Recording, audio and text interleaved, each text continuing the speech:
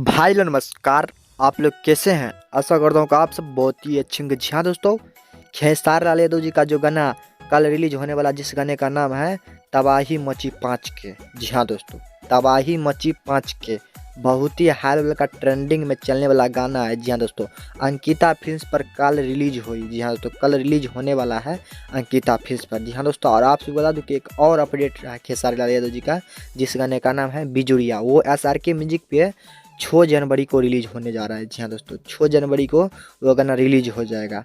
और आपसे बता दूं कि तबाही मची 5 के वो 5 जनवरी को रिलीज होगा, यानी कल सुबह में आप सभी के बीच में अंकिता फिल्म्स पर वो गाना रिलीज होने वाला है। खेसारी लाल यादव जी का एक दिन में दो धमाका आज ही हुआ है। जी हाँ दोस्तों, आज दो पोस्टर रिलीज हुआ है फेसबुक पे। जी हाँ दोस्तों, और कल जो तबाही मची 5 के वो गाना रिलीज होगा, वो सुना जा रहा है कि बहुत तहलका नंबर 1 ट्रेंडिंग में चलने वाला गाना है। प्रमोद प्रेमी इस पे कॉपी कर रहा है, पता नहीं कल निकाल देगा प्रमोद प्रेमी भी। जी हाँ दोस्तों, ऐसे ही ताज़ा न्यूज का खबर पाने के लिए चैनल को सब्सक्राइब कर दे।